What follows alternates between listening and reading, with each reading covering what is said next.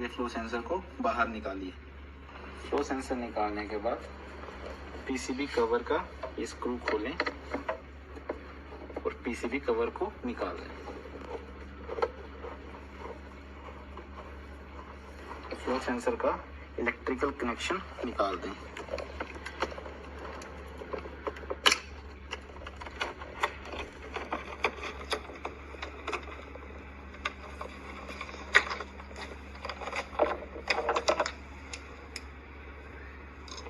अब out sediment से पानी का पाइप निकाल के फ्लो सेंसर के इनपुट में दे दीजिए। फिर हल्का सा इसको शेक करें, हल्का सा हिलाएं ताकि हमारा फॉरेन पार्टिकल निकल जाए और फ्लो सेंसर क्लीन हो जाए। इसको दूसरी तरह से भी क्लीन कर लें। क्लीन करते टाइम ध्यान रखें कि इसके इलेक्ट्रिकल कनेक्शन में पानी ना जाए। थोड़ी देर से ऐसे पानी को चलने दें ताकि हमारा पूरा फॉरेन पार्टिकल बाहर निकल जाए और फ्लो सेंसर क्लीन हो जाए।